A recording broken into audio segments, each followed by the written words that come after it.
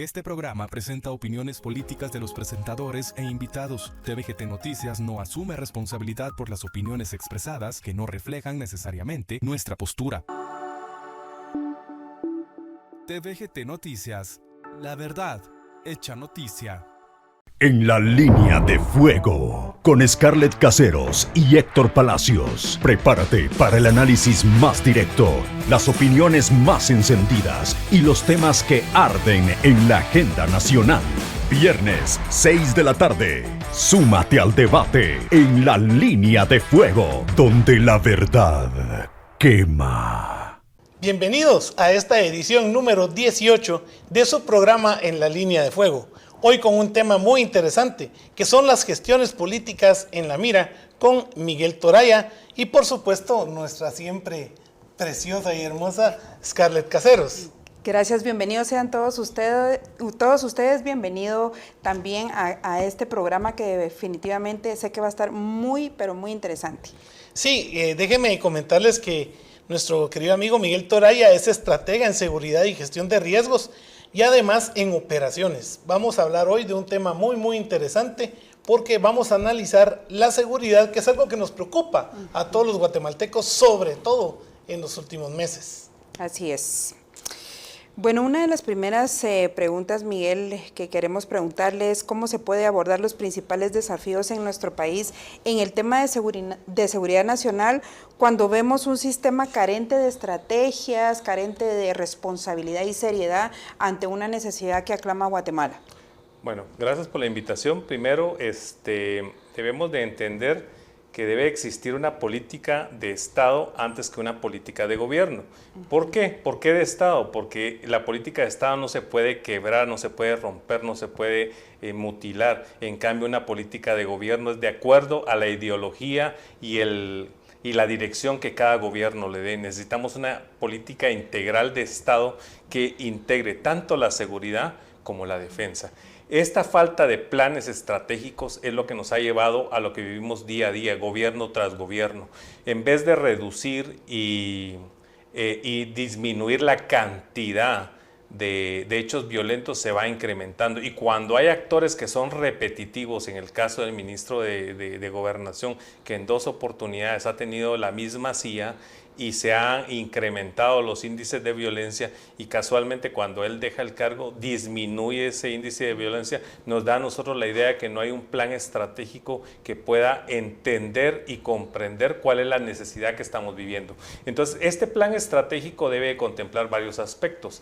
Bueno, primero, la desinformación. Existe una desinformación entre los entes de seguridad, no hay una cooperación interinstitucional. Correcto. Entonces, cada uno de los actores que está involucrado dentro de la seguridad, tanto nacional como internacional, no comparte esos conocimientos. Y le puedo poner un ejemplo bien marcado. El caso del narcotráfico. La Policía Nacional Civil, a través de las SGAIA, tiene sus métodos o sus informantes o su inteligencia, como ellos lo llaman, entre comillas, y el Ejército de Guatemala tiene a la Dirección de Inteligencia, y que provee y que su función es la inteligencia militar, pero hay un ente que los fiscaliza, que es la Secretaría de Inteligencia Estratégica, y que es el que debería de conjuntar todo ese montón de conocimientos, discernirlos y distribuirlos de acuerdo a las necesidades del Estado. Sin embargo, ninguno de los entes encargados de la seguridad provee de esa seguridad estratégica, y el problema es de que no hay esa inteligencia estratégica para producir seguridad. Entonces usted mira que solo se dedican a apagar fuegos y no hay algo que dé una continuidad. Y le voy a poner un ejemplo. Cuando usted viene y analiza un plan, un CATUM, como dijo el presidente en la Asamblea Nacional de Naciones Unidas, en estos otros 5 pesos que hay que platicar, son 20 años, y 20 años en los cuales no se puede tergiversar, no se puede mutilar, no se puede violentar esa política de seguridad. Correcto. Y es ahí cuando nosotros nos damos cuenta que no existe algo medible, mesurable, que nos pueda dar hacia dónde vamos en materia de seguridad. Usted mira que se compraron radiopatrullas Volkswagen. Pregúntenle dónde trabaja la esposa del ministro de la Defensa, ¿no? Solo por ahí podemos ver muchísimo. Veamos eso. Segundo, veamos cuánto nos cuesta un repuesto de una patrulla Volkswagen. ¿Cuánto nos cuesta o para qué nos sirven monopatines para que andan los policías? No pueden andar dos y ellos trabajan en binomios o trinomios. Entonces, por su propia seguridad, ningún policía a nivel mundial trabaja solo. Es cierto. Todos tienen que trabajar en binomios o trinomios. Entonces, ¿qué pasa? Entonces vulnerabiliza. Entonces, ese conjunto de habilidades y de perspectivas que ve el ciudadano a pie y que ve la vulnerabilidad que se está creando a través de las compras sin sentido que realizan para poder modernizar una fuerza carente de medios. Y le voy a poner un ejemplo. Analice los 3.256 agentes que se graduaron ayer. Ninguno tenía una pistola. En otras graduaciones todos salen armados. ¿Y eso qué se debe? A ver, entonces hay un mensaje claro. Primero, que se les cayó la compra de las 5,000 armas que tenían a través de la hermana de la viceministra o los hermanos del viceministro de Cultura y Deportes, o la ministra de Cultura y Deportes. Segundo, que a la empresa que le compraron las armas pues no tiene la capacidad para proveer de las armas que van a servir para la seguridad. Y tercero, realmente fue un show político porque hay 4 academias o 5 academias de la Policía Nacional Civil disgregadas en todo el territorio nacional, y lo que hicieron fue conjuntarlos en un estadio, y hasta hay un meme donde dicen que llenaron más el estadio los de la Policía Nacional Civil que Comunicaciones y los Rojos. Entonces, entendamos que la seguridad no es un show político. La seguridad tiene una visión estratégica, y esa visión estratégica se llama Estado de Guatemala, y no puede ser vulnerada por ninguno de los que están en el poder transitoriamente. Eso tiene que tener un plan estratégico quinquenal, cada 20, 30 años, y que nos permita a nosotros los guatemaltecos percibir qué es lo que se está avanzando y no que se está retrocediendo como el cangrejo. Es que es tan complicado poder aceptar en el abandono que nos tiene este gobierno. Las familias son vulneradas, no hay protección para Guatemala, Héctor. Yo creo que parte importante de esto es que en lugar de que haya personas como nuestro querido señor Toraya dando esa asesoría que ellos necesitan, tienen a cualquier tonto copiando ideas de Exacto. YouTube o viendo de dónde las sacan. A mí me llama mucho la atención el tipo de armas que iban a entregar cuando la mayoría de los agentes de la PNC tienen manos pequeñas, y esas son pistolas con empuñaduras bastante grandes. O sea, nos dice también lo de que tienen que andar en parejas. O sea, ¿cómo subís 2 a un monopatín? Exactamente. O sea, es bien difícil, bicicleta. es bien ¿De qué complicado. estamos hablando? Entonces, tenemos fuerzas de policía municipales armadas, las policías municipales, que son policías armadas que deberían de estar cuidando los mercados, pero sin embargo tenemos una fuerza de la Policía Nacional Civil dedicada a cuidar mercados que se llama Polimerc. Entonces hay doble función. Entonces no hay una conjunción de funciones, sino que hay una dualidad de funciones. Entonces ustedes tienen a la policía haciendo fuerzas combinadas con la municipalidad. La municipalidad no tiene nada que ver en seguridad. Y me va a decir alguien por ahí, sí, pero tiene que ver con la seguridad. Claro que tiene que ver con la seguridad, pero la seguridad desde un punto de vista estratégico, a través de una planificación que les permita de dotar de la tecnología y los medios a través de ese montón de cámaras que tienen muchas municipalidades, y poder dar esa información a la Policía Nacional Civil, correcto. que es el ente encargado. Entonces me dicen, sí, entonces saquemos al ejército a la calle. Eso es una estupidez. Porque el ejército no tiene no es que no tenga la capacidad, no tiene la función legislativa de poder conducir a alguien. Y me van a decir un arresto ciudadano. Claro, él puede hacer un arresto ciudadano, pero entonces ya no se convierte en un apoyo a la Policía Nacional Civil, porque van 20 soldados y un agente de la Policía Nacional Civil. Entonces, el que está proporcionando el apoyo al ejército, ¿quién es? ¿La Policía Nacional Civil o el ejército? No, entonces definitivamente no. Nosotros necesitamos consolidar. Tenemos 51,000 agentes de la Policía Nacional Civil en funciones con los 3.256 que se graduaron el día de ayer. Sí. 51,000 agentes del orden público que están distribuidos en los 108,889 kilómetros cuadrados. Tenemos 24,000 soldados. Quítele 2,000 oficiales, quítele 2,000 especialistas. tenemos 20,000 soldados y ellos tienen la capacidad para dar una cobertura a nivel nacional y poder reaccionar ante un desastre y poder tener a sus bases y a su gente con la capacidad de reaccionar. No es porque yo haya sido militar durante 20 y tantos años, ni porque yo me haya jubilado con un grado de oficial superior, sino porque realmente tenemos que darnos cuenta de las fortalezas y debilidades que tenemos tanto en nuestras fuerzas de seguridad civil como entre nuestras fuerzas armadas. Y es la falta de planes estratégicos que nos den una guía y que puedan tener una dirección. Si no me dejarán mentir, hemos visto ya en varias publicaciones que tenemos una Policía Nacional Civil incapaz de operar ante situaciones de alto impacto. Hemos visto muchas cosas que, como usted bien lo dice, no es el ejército el que tendría que cubrir las funciones de la Policía Nacional Civil, ¿o no, Héctor? Sí, así es. Y es más, en esa falta de funciones estratégicas, vemos la forma en que nos inunda el crimen organizado, cómo hay falta de estrategias en ese sentido, y quisiéramos de verdad que usted nos mencionara qué tipo de estrategias sería bueno implementar para ver resultados ante la ausencia de estas estrategias. Pues algo tiene que poder hacerse, pero es a personas como usted a las que hay que preguntarle este tipo de circunstancias. Mire, yo haciendo un análisis de acuerdo a lo que platicamos con la licenciada Caseros, yo visualizo 3 puntos medulares que a partir de mi filosofía, que es una filosofía de gestión integral de riesgos patrimoniales, que puede ser aplicado tanto al Estado como a la iniciativa privada, dice que el primero es identificar la problemática existente. Si nosotros no podemos identificar qué es lo que está pasando, y me va a decir algo, sí, se incrementó el índice de delincuencia, sí, pero ¿cuál tipo de delincuencia es la que se incrementó? Me va a decir, el sicariato, sí, pero disminuyó en otro lado. Entonces no hay algo que nos pueda dar una medición y que nos pueda hacer entender qué es lo que necesitamos. Entonces nosotros debemos de hacer un análisis a profundidad de qué es lo que tenemos y qué es lo que nos está dando esa falencia. Segundo, poder hacer una investigación tecnológica. ¿Y cómo hacemos la investigación tecnológica?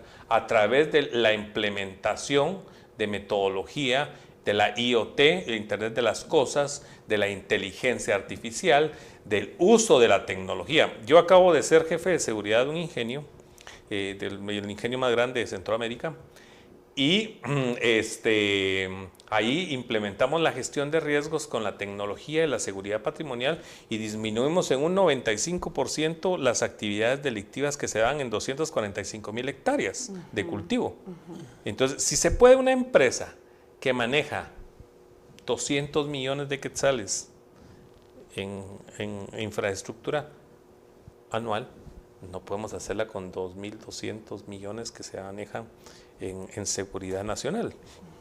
Entonces, en ese proceso nosotros debemos de dotar a nuestras fuerzas de seguridad de la implementación. Dice el presidente del Congreso, creo que todavía es Nery Ramos, ¿no? Lamentablemente, sí. Lamentablemente. Dice este caballero que fue policía, que debemos de dotar a la Policía Nacional de cámaras corporales o unipersonales. Bueno, yo fui a los Estados Unidos, acabo de ir a ver a mi papá y compré una cámara por $8 y la uso yo cuando voy a correr. ¿Por $8? Por $8. Lo único que le pongo es mi chip y me funciona perfectamente. Entonces, eso fue el discurso del año pasado. Estamos hoy a casi finalizar el 2025 y no hemos visto ninguna implementación de tecnología. Podemos, en la frontera Guatemala y México, la zona de adyacencia de Guatemala-Belice, la frontera con Guatemala, Honduras y El Salvador, tenemos casi más de 1,000 kilómetros de frontera. Aparte son los 216 kilómetros de la zona de adyacencia. ¿Y por qué hago esa puntualidad? Lo vamos a ver más adelante. Yo tengo 2 tesis, tanto de mi maestría como de mi doctorado, sobre Belice, que vamos a abordar más adelante. Exacto. Excelente. Entonces, cuando vemos eso, debemos de entender que si no hay tecnología y no podemos hacer ese match entre la gente y las personas que van a utilizar la inteligencia estratégica y la inteligencia artificial y la tecnología, no podemos recibir esa avalancha de ayudas. Correcto. Entonces, yo aplaudo la ayuda que viene de Japón, de Estados Unidos, de Taiwán, de cualquier país, pero se centraliza solo en 2, 3 paisanos. Y le voy a poner yo un ejemplo. Yo tuve la oportunidad y la bendición de ir a estudiar a Francia durante mi curso de Comando de Estado Mayor y pasé 2 años estudiando en Francia. Y tengo mi curso de Comando de Estado Mayor. Soy uno de los únicos 2 oficiales en toda Guatemala que tiene el curso de Comando de Estado Mayor, y todavía saqué mi maestría de Historia y mi licenciatura en Geopolítica dentro de ese contexto de las ayudas internacionales. Pero a mí cuando regresé, el premio me mandaron a Petén. Entonces, entendamos, eso no es porque te fuiste, vas a regresar y vas a pagar lo que... No, entonces se está desperdiciando esa ayuda, esa inteligencia, esos conocimientos. Entonces, vienen ustedes y mandan... Ahí estaba viendo yo que mataron a un policía Comando Jungla de Colombia. Lo mataron porque lo golpearon en la cabeza. O sea, él no estaba preparado para poder responder. Y me dicen, ¿qué tiene relación? Tiene mucha relación. Porque entonces nosotros nos abandonamos en nuestros logros. Y no, esa ayuda internacional que nos está llegando debe ser encauzada ¿a qué? A lo que buscamos nosotros como ciudadanos. Ver, medir y entender qué es lo que está pasando. Se compraron 200 radiopatrullas. Vale, esas 200 radiopatrullas van a ser distribuidas en 20 departamentos. Entonces, los índices de criminalidad tienen que bajar porque la presencia policial tiene que aumentar. Eso es... No hay pierde. Eso tiene que ser medible. No, se van a incrementar. Entonces, ¿qué pasó? Trasladaron a los reos de la Mara de Salvatrucha y el barrio 18 a Renovación 1. ¿Qué pasó? Entonces, dejaron de orbitar en Santa Catarina Pinula y se fueron a orbitar a Escuintla. Entonces, si usted lee todos los días, el índice de delincuencia se incrementó en Escuintla. Exacto. Y disminuyó aquí. Sí. Entonces, no hay una política que nos permita a nosotros entender que el problema lo vamos a quitar de aquí y lo vamos a pasar acá. Es que entonces, estamos solos esa como estrategia, entonces sí. no tenemos eso. Entonces, y la falta de colaboración ciudadana. Eso. La temerosidad de que puedan ser vendidos por las mismas autoridades. Bueno, y en el tema de fronteras seguras, como usted lo mencionó, ¿qué papel juega entonces esa dichosa cooperación entre Estados Unidos y Japón? Bueno, lo de Japón fue corto, pero y hemos visto que el ejército pues ha compartido pues no es corto. La ayuda de Japón no es corta, porque la ayuda de Japón, la que vino ahorita, fue una demostración de que Japón en su momento, en base al despliegue de los británicos en Belice, Japón también puede apoyar a Guatemala. Sí, me refiero a que su estadía fue corta, porque tengo entendido Fueron de 3 días. Exacto. Sí, pero son maniobras que realizan o visitas de los barcos escuelas de las diferentes armadas a nivel mundial en los diferentes puertos. Okay. Coincidentemente fue con el despliegue de 123 soldados que vienen a sacar un curso de selva a Belice, que eso es anualmente, no es que se vaya a fortalecer la presencia inglesa dentro de Belice, eso es falso. Okay. O sea, no maximicemos las actitudes de estos milicianos porque no son una fuerza de defensa. Si usted ve y analiza, eso es lo que yo hice con ver los videos donde entran 25 nuevos soldados cargando sus bultos porque no son maletas y los llevan arriba de la cabeza, 25 nuevos soldados al año. O sea, son 2,000 soldados que tienen distribuidos en 3 batallones a lo largo de la zona de adyacencia. O sea, eso no puede hacerlo ni siquiera en la brigada, la primera brigada o la brigada de selva o la brigada de fuerzas especiales. Podrían tener algún tipo de problema en avanzar para recuperar el territorio reclamado por Guatemala. Pero no es de que nosotros entremos en un conflicto, sino que lo que buscamos nosotros es la protección de nuestras fronteras. Entonces, aquí tenemos el problema de que nosotros llamamos al espacio o a la línea divisoria o a la línea imaginaria existente marcada por la OEA en el año 2000 como frontera, y no es una frontera. Es una línea de adyacencia en la que está en litigio 11.272 kilómetros que de acuerdo al tratado de 1859 le pertenecen a Guatemala. Entonces, las fronteras son un punto estratégico, son la puerta de entrada de nuestro país. Entonces, si vamos del lado mexicano, tenemos muchos conflictos porque hay más de 115 pasos no controlados, donde entra cualquier cantidad de contrabando. Claro. Vamos al área de El Salvador, son 51 pasos no controlados. Vamos al área de Honduras, son 73. Y me van a preguntar, ¿y de dónde sacó usted esos datos?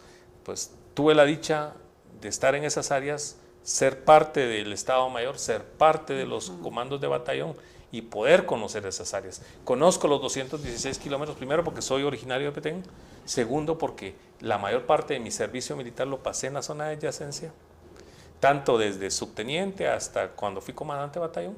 Entonces, esto le permite a usted entender que las fronteras es un problema, que si no cooperamos internacionalmente, lo vamos a seguir teniendo. Y a nosotros no se nos ha pasado, los narcos mexicanos, porque no quieren. Y que, disculpa, es que está buenísimo el tema, de verdad, porque te abre más la mente y quienes no somos militares ni de la policía, pues, y nos preocupa lo que pasa en Guatemala. Esto es de verdad algo que usted como guatemalteco debe saber, y lo invito también a que escriba. Si usted desea hacer algún comentario, alguna pregunta con lo que está diciendo nuestro invitado, hágalo por favor, porque para usted es este programa.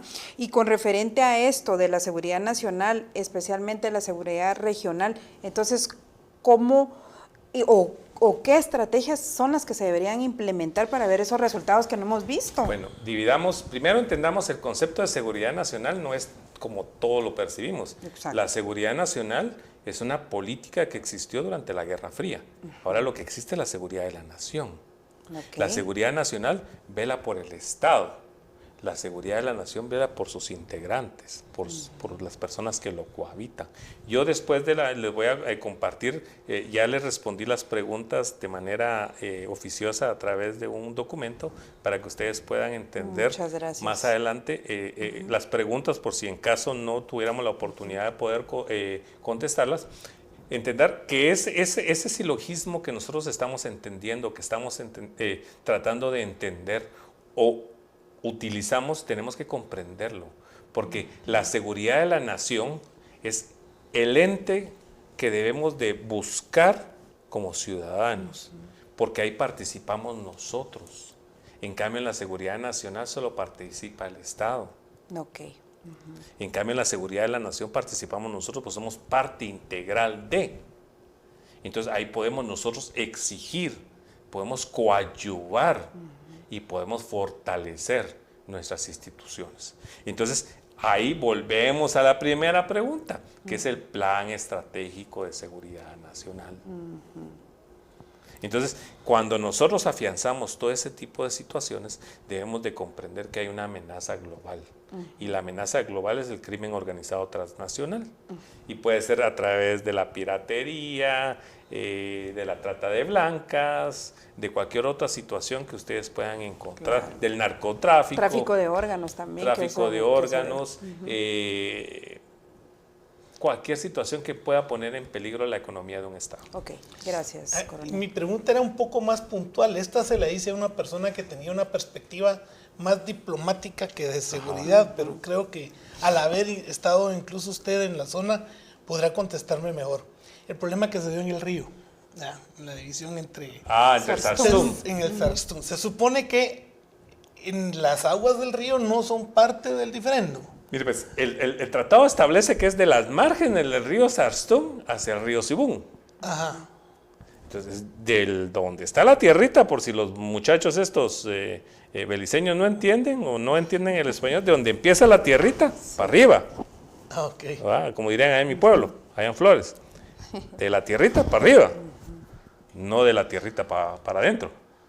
Okay. Entonces, entendamos. Bueno, mire pues, yo dentro de la investigación, yo hice un señalamiento al día siguiente y lo leyó la licenciada, donde yo realmente le pregunto al Ministerio de Relaciones Exteriores por qué tiene vedado el acceso a la información de los 8 tomos que pusieron en la Corte Interamericana de Justicia. Exacto. Entonces, pero sí tiene acceso Belice. Entonces, ¿de qué cuenta? ¿De qué estamos hablando? Entonces, para los extranjeros sí está accesible, pero para los nacionales no. Entonces, yo estaba haciendo mi tesis de maestría sobre, mi maestría, una de mis maestrías es sobre seguridad de la nación. Y mi tema de tesis es sobre las violaciones a los derechos humanos por parte de las fuerzas de la defensa de Belice en la zona de adyacencia a Guatemala son una amenaza para la seguridad de la nación. Ese es el título de mi tesis. Y lo pueden hallar ustedes en el tesario de la Universidad de San Carlos de Guatemala, y ahí lo pueden encontrar. Vamos a tener que hacer una pausa porque nos debemos al corte comercial, pero no se mueva porque lo que viene le va a interesar. En la línea de fuego, con Scarlett Caseros y Héctor Palacios. Prepárate para el análisis más directo, las opiniones más encendidas y los temas que arden en la agenda nacional. Viernes, 6 de la tarde. Súmate al debate en la línea de fuego, donde la verdad quema. Este programa presenta opiniones políticas de los presentadores e invitados. TVGT Noticias no asume responsabilidad por las opiniones expresadas que no reflejan necesariamente nuestra postura. TVGT Noticias, la verdad hecha noticia. En la línea de fuego, con Scarlett Caseros y Héctor Palacios. Prepárate para el análisis más directo, las opiniones más encendidas y los temas que arden en la agenda nacional. Viernes, 6 de la tarde. Súmate al debate en la línea de fuego, donde la verdad quema. Nada más grato para nosotros que saber que seguimos contando con su sintonía en su programa En la Línea de Fuego. Y seguimos acá con nuestro querido amigo Miguel Toraya, que nos sigue platicando cosas interesantes.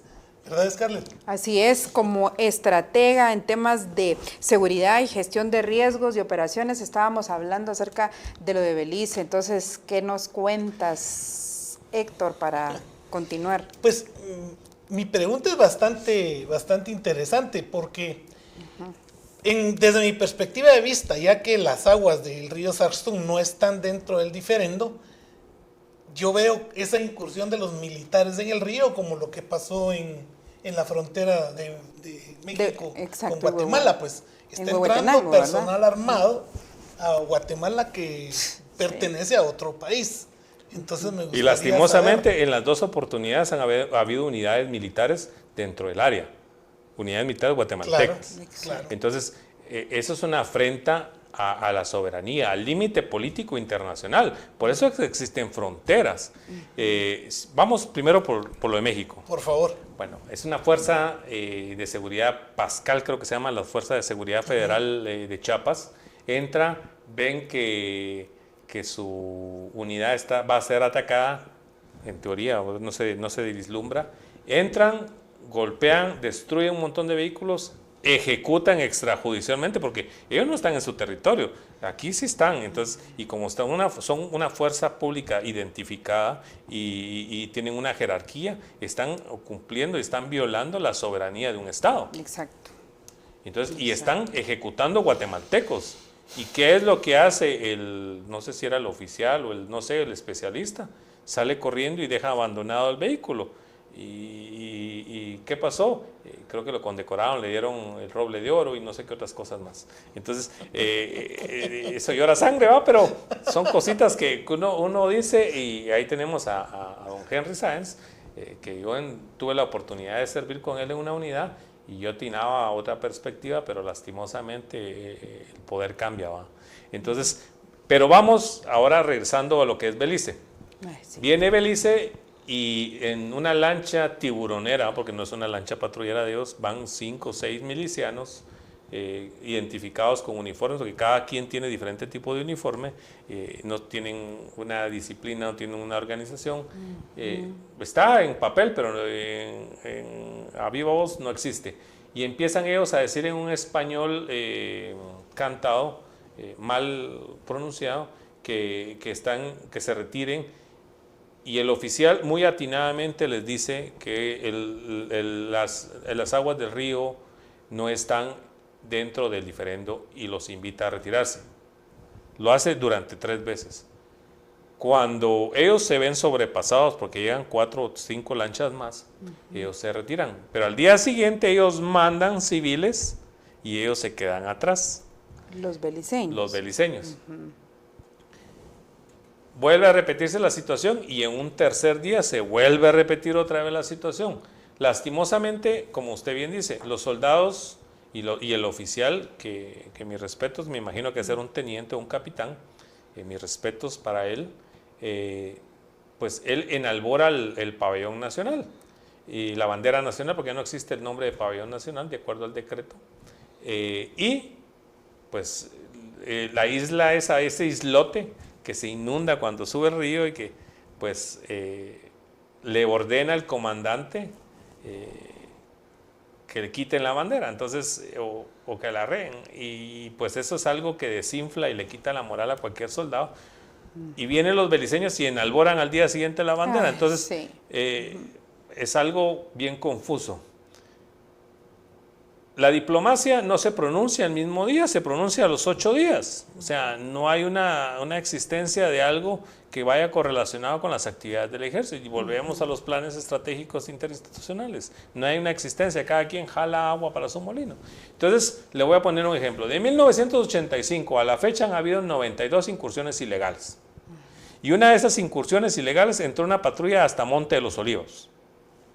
Y fue capturada y puesta a disposición de los juzgados y les dieron libertad y se fugaron los.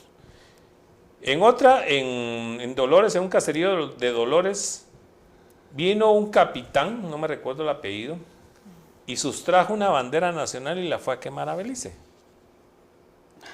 Eso fue en 1993.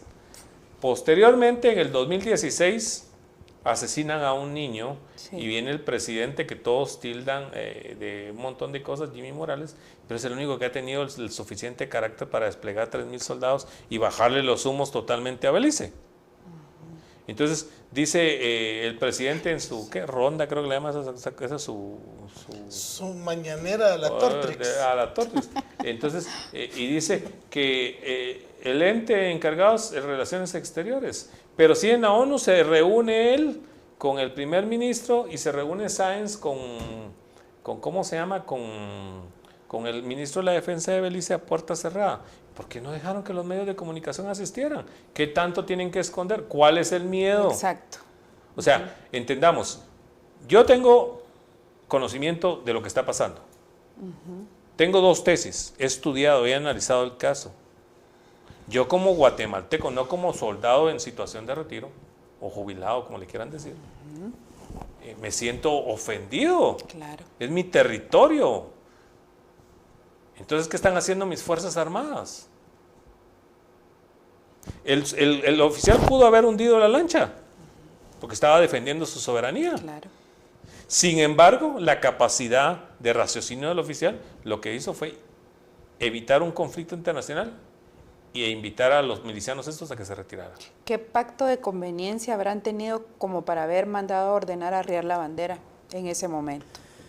Mire, habría que analizar realmente cuál es el sistema woke o el sistema progresista, sí, o como le quieran decir ustedes, pero yo realmente, a mí me asusta. Yo tuve la oportunidad de participar en varias reuniones de la zona de adyacencia, en las cuales era la misma cantaleta de siempre.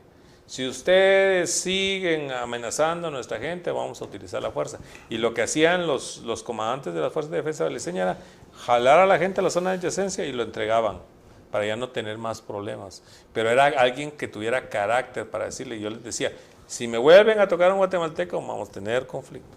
Si ustedes se pasan la línea, vamos a tener conflicto. Algo bien importante lo que usted está diciendo, que ya quedó claro que si hablamos de capacidad de fuerza, Guatemala tiene más que Belice por mucho. Pero realmente estamos en el momento que se quita la bandera y que permitimos que vuelva a entrar la gente y permitimos que se ponga la bandera de Belice, por mucho que tengamos más fuerza, nos va a tocar negociar desde una posición de debilidad. Mire, pues, estoy en lo correcto. Desde el momento en que nosotros permitimos que CARICOM haga un pronunciamiento y nos señale y nosotros no respondamos, Desde ahí se ve nuestra falencia, se ve nuestra negligencia en la soberanía. Ahí cualquier diputado, esos que se llaman fiscalizadores, que lo que hacen en vez de fiscalizar es supervisar, deberían de haber interpuesto un antejuicio contra el ministro de la Defensa Nacional, porque no sustentó la protección de nuestras fronteras. Y dice la Constitución, quien mancille el honor de la bandera nacional debe ser puesto a disposición. Y aunque no la hayan destruido, aunque el simple hecho de retirarla de un lugar que es meramente guatemalteco duele y llora sangre. Es lo que mencionamos en otro programa, afecta la moral del militar, del buen militar capaz de defender la libertad de su país y honrar su bandera.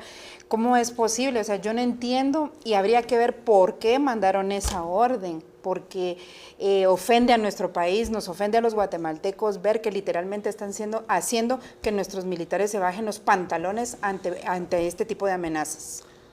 Habría que analizar cuál es la perspectiva, cuál es la política que se está siguiendo, cuáles son las normativas. Ya lo dijeron un montón de oficiales retirados, lo dijo alguien en su momento que no hay una definición exacta de lo que se está. El Ejército de Guatemala no puede jugar a la política, el Estado de Guatemala está de acuerdo al artículo 244, al 249 de la Constitución Política están establecidos sus roles. Ahí no es de interpretación, están establecidos. No hay otra cosa que vamos a participar ahí en desastres naturales. Ahí lo dice la Constitución y la Ley del Orden Público. O sea, no hay nada que se esté inventando el famoso ministro de la Defensa. Sí, el comandante general, que es el usurpador de Bernardo Arévalo, es el que está humillando a nuestro ejército y lastimosamente el ministro de la Defensa lo está permitiendo. Hay mucho que hablar de este tema, Héctor, pero por tiempo tenemos que aterrizar también en los otros puntos. Sí, fíjate que yo quisiera saltar hasta acá, porque es importante para poderlo ligar con lo que usted está teniendo. Mire, pues, nosotros en Guatemala tenemos este debate de que incluso se está queriendo limitar el tipo de armas de fuego que un ciudadano pueda tener. Hablemos de los ciudadanos de Subterráneo, de Petén, que se ven indefensos ante las incursiones de gente de Belice. Sí, también. Sabemos, por ejemplo, que hace muchos años en el área de Oriente se permitió la aportación ostentosa de arma de fuego para que las invasiones que entraron por ahí en su momento hoy dijeran, bueno, aquí no se puede entrar porque la gente está armada. ¿Qué cree usted que sucedería si los peteneros empiezan a hacer uso de su derecho a la tenencia y portación de armas de fuego? Bueno, primero definamos peteneros, porque peteneros no son los que viven ahí, ¿va? Porque son cohabitantes de una región. Petenero es el que nace, crece, se reproduce y muere dentro del terreno. Pero ahí hay mucha gente que ha migrado por diferentes situaciones. Porque son buscados por la ley, porque tienen problemas familiares, porque violaron a alguien dentro de su familia, porque se robaron esto.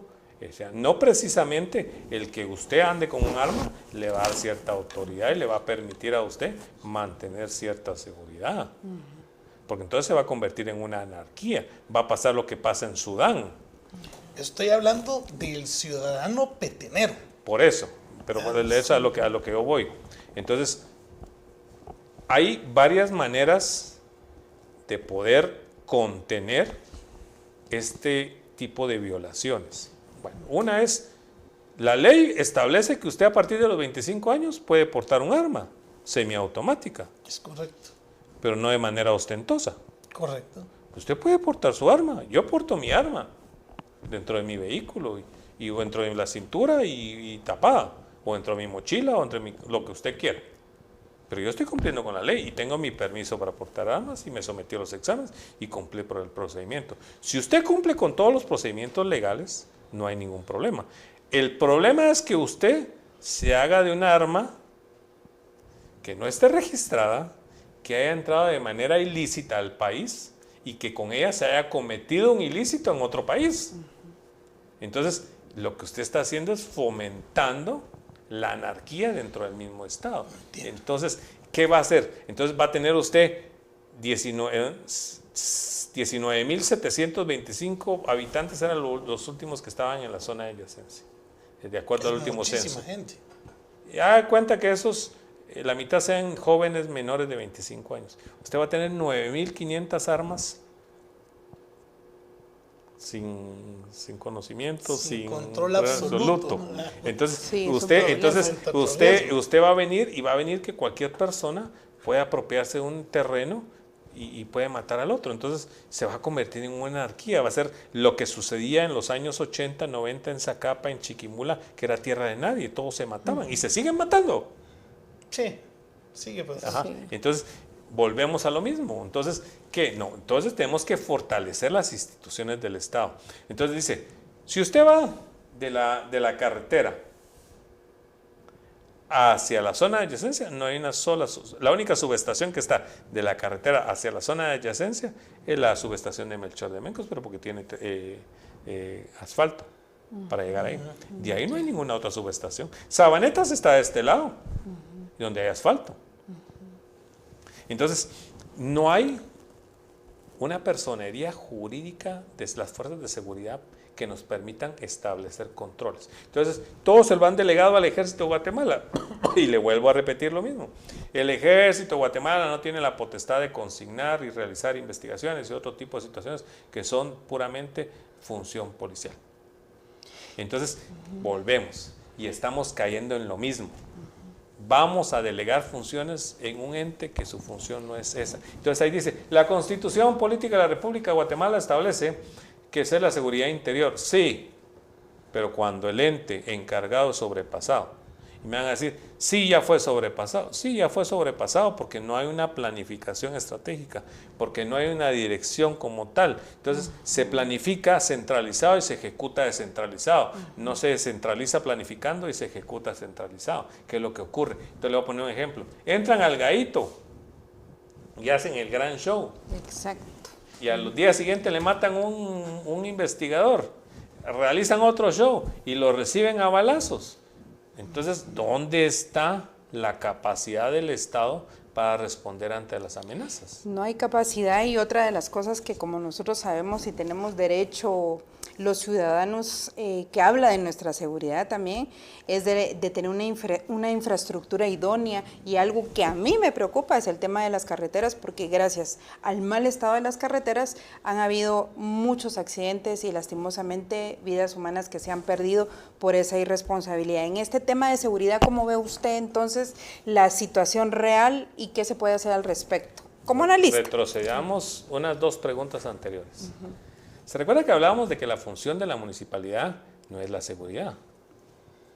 Sin embargo, el 80% de los problemas de la red vial, y no estoy defendiendo a ese señor de Díaz Bobadilla, no lo estoy defendiendo, son jurisdicción municipal. O sea que el problema es que no hay una ejecución, una planificación municipal que pueda prever esa cobertura. Que es cierto que las rutas nacionales tienen que ser responsabilidad del Estado, sí lo son. Y ahí es donde está el problema. Pero los entes que utilizamos los guatemaltecos, las ciudades dormitorio, Villanueva, Villa Canales, San Miguel Petapa, Misco, San Lucas, San Juan, San Pedro, Santa Catarina, San Pedro Pinula, si ustedes van a ver su red, mire, ayer Santa Catarina Pinula, el paso de colapsó, terrible. Pero le están echando la culpa al MISIBI, y el MISIBI nada que ver. No tiene vela. No es que lo estoy defendiendo, sino que también debemos de entender que el problema de las carreteras radica también en la baja cuantía de inversión que realizan las municipalidades. Si no miramos a Neto Brand con el soque, que a él se mantiene ahí bachando, pero el bachar no significa que la infraestructura vial va a crecer. Entonces dice ahí, y volviendo a lo que usted, la retórica, dice, el intendente, creo que es de la Policía Municipal de Tránsito, donde dice que la culpa de que haya caos vehicular es el aumento de vehículos. No es eso. Es una falta de planificación. Sí. Y le voy a poner un ejemplo. Usted a las 7:30 de la noche va de la avenida Petapa hacia San Miguel Petapa y vas a por la típica, le dan la prioridad de vía a la gente que viene del Atanasio Tzul y la cola llega hasta la universidad a veces. Es terrible. Entonces, sí. el problema es que no hay, y a las 8:30 se van los policías de tránsito y dejan eso hecho un relajo. Un caos. Entonces, el problema es que no hay primero la educación vial.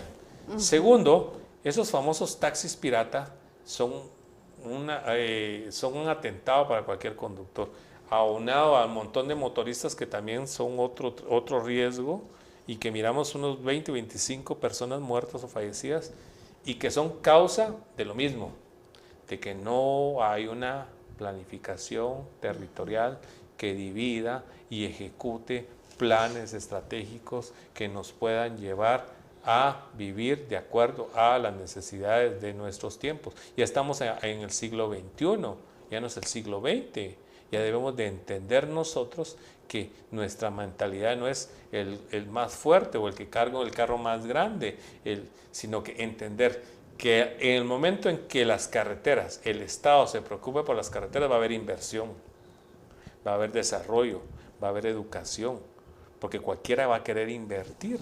Porque imagínense, si usted va de aquí a Escuintla, son 2 horas. Sí. Y está a 76 kilómetros. Como de aquí a San José Pinula. Entonces, ¿qué pasa? Casi igual. Estamos nosotros cayendo en lo mismo y vamos a entender lo siguiente. Yo sé que me extendí un poquito en el tema y que no logramos tocar todos los temas, pero vamos a hacer un resumen general de lo que vimos. La falta de planes estratégicos a nivel nacional nos da como resultado que no hay una política de Estado. Lo que estamos viendo son políticas de gobierno y son ideologías que vienen a ser parte de la famosa globalización, los ODB, Objetivos de Desarrollo. Entonces, ¿qué pasa? Vamos a lo mismo. Porque fulanito de tal tiene la ideología de tal, yo debo ser igual. No, la misma fórmula no le va a funcionar a usted que le funciona a otro país. Entonces, no hay una planificación estratégica. No tenemos una dirigencia que permita ver a futuro, sino que lo estamos viendo a 4 años, y los 4 años que el que venga, que mire qué hace. Eso es lo más ridículo que puede haber. Entonces, ¿qué pasa? Dice, sí, volvamos, y le voy a poner un ejemplo. A mí me daría vergüenza, si fuera por ti, de volverme a tirar para presidente. ¿Con qué cara voy a ir a ver a los taiwaneses cuando yo me robé el dinero que ellos dieron para la construcción de una carretera? Es un asesino confeso. Correcto. ¿No? Es un asesino confeso. Y alardeando también. Y alardeando. No fue uno, fueron entonces, 2. Va. Viene Samuel Pérez y dice, sí, yo le di el poder a Bernardo Arévalo, yo lo puse en el poder, y sí fueron fraudulentas las elecciones. Con ese simple hecho ya lo hubieran puesto a él a disposición de los tribunales. Entonces, en el momento en que nosotros no entendamos y no comprendamos que lo que necesitamos es un cambio radical, tal vez no en las estructuras del gobierno, sino en la manera de percibir y de analizar. La corrupción es un cáncer que tenemos desde hace más de medio siglo y que no lo vamos a cambiar de la noche a la mañana. Entonces, viene usted y tenemos a los ministros, y en eso sí le doy razón yo al presidente. Tenemos 14 ministros. Y los 14 ministros asisten diario al Congreso. Entonces usted tiene que delegar las funciones en sus viceministros. Y el viceministro va a delegar la función en lo que él cree. Y él va a tomar las decisiones en lo que él cree, no en las directrices que tiene el ministro. Entonces, ahí es donde vemos nosotros la sobrevaloración. Crean una comisión contra la corrupción. Y viene y sobrevalora dos computadoras. Entonces es la comisión a favor de la corrupción. Entonces hay memes, hay un montón de cosas que nosotros vemos y lastimosamente no tenemos mucho tiempo para poder platicar de esto, pero más adelante yo realmente estoy en una planificación de un lanzamiento de una carrera de gestión integral de riesgos patrimoniales, donde se va a analizar todo este tipo de situaciones, desde un diplomado de 6 meses, una licenciatura de 5 años, una maestría de 2 años, un doctorado de 3 años, un postdoctorado de 1 año, y pues vamos a ver más adelante cómo se puede ver. Yo realmente invito a todos los guatemaltecos a que nos unamos y empecemos a cambiar a Guatemala. ¿Y cómo la vamos a cambiar? Trabajando, denunciando a quienes realmente están opacando a nuestra Guatemala, no prestándonos a la corrupción, no pagando favores, no estar el hecho de que yo venga y le pida un favor a un amigo para que me posicione en un puesto, habiendo gente con una capacidad intelectual mayor. Sí. Yo lo decía donde trabajaba anteriormente y el comentario, yo era guatemalteco, tenía un jefe colombiano y habían 7, 8 directores de Colombia, habiendo gente aquí con una capacidad intelectual superior, pero ahí más adelante yo me di cuenta porque era quienes estaban trabajando abajo y ya había otra situación. Y entonces esto nos da a nosotros el siguiente pensamiento. Guatemala. Guatemala ha sido un país bastante golpeado, tanto por fenómenos naturales como fenómenos antropogénicos, por nosotros los guatemaltecos, por quienes se han aprovechado de la buena voluntad de los guatemaltecos, pero debemos de cambiar. No se los digo como un político, porque no soy político, sino que se los digo como un guatemalteco de corazón. Un guatemalteco que tuvo la oportunidad de salir al extranjero, estudiar y aprender. Guatemala podemos cambiarla todos, pero empecemos desde nosotros mismos, desde nuestra casa, y realmente vamos a salir adelante. Muchísimas gracias, de veras qué gusto tenerlo con nosotros en este programa y por todos sus aportes. Héctor, nos vemos entonces el otro viernes. En el próximo programa, pero tenemos pendiente un programa más con usted, no nos alcanzó el tiempo. Nos vemos hasta pronto en su Línea de Fuego. En la Línea de Fuego, con Scarlett Caseros y Héctor Palacios. Prepárate para el análisis más directo, las opiniones más encendidas y los temas que arden en la agenda nacional. Viernes, 6 de la tarde. Súmate al debate en la Línea de Fuego, donde la verdad quema.